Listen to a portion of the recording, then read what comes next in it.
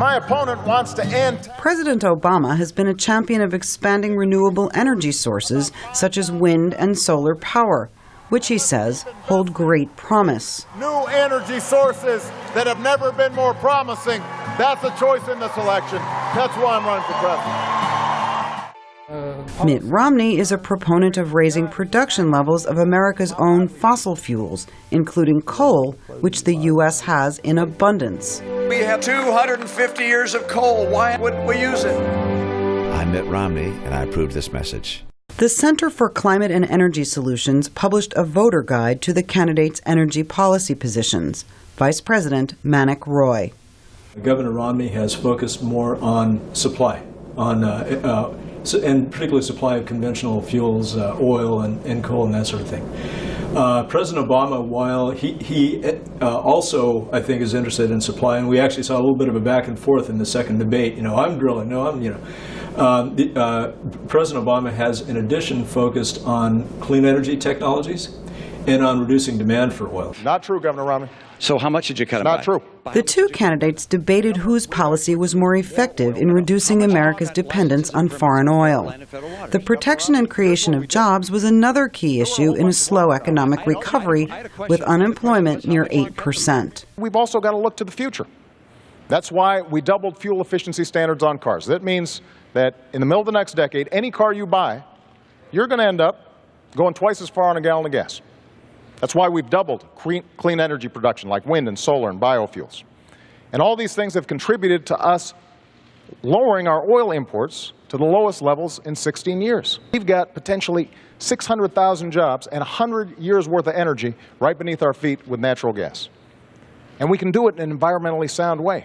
I believe very much in our renewable capabilities. Ethanol, wind, solar will be an important part of our energy mix.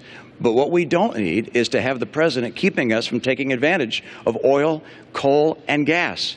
This has not been Mr. Oil or Mr. Gas or Mr. Coal. Talk to the people that are working in those industries. I was in coal country. People grab my arms and say, please, save my job.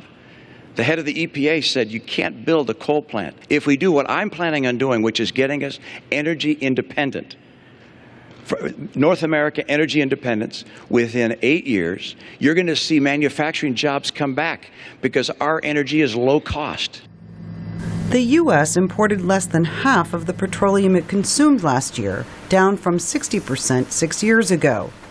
Gasoline consumption has dropped to its lowest level in 10 years.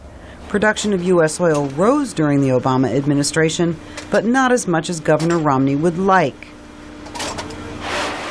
President Obama postponed approval of extending the Keystone Pipeline from Canada, requiring more environmental impact studies. Governor Romney blames rising U.S. gas prices on that delay. So what influence does any president have on production and gas prices in a global oil market? The creation of energy, on drilling for oil, I think it's relatively limited. This happens largely in a private market. It happens largely in an international market. The United States, we have a very small fraction of the world's energy reserves here. Even if we greatly expanded it, it would just be a drop in the global bucket. In the last 5 years, advances in hydraulic fracturing technology have revealed an abundance of natural gas in the U.S. Production has surged and costs have plummeted. Fracturing now produces nearly as much electricity as coal at lower cost. Both President Obama and Governor Romney support exploiting this vast resource, despite environmental risks. In the lower level and then 2 on this ridge. The candidates differ over the portion renewable resources should have in the United States energy mix. President Obama has spent $90 billion in grants and loan guarantees for clean energy companies. He wants the Congress to extend tax credits for wind energy. Governor Romney does not.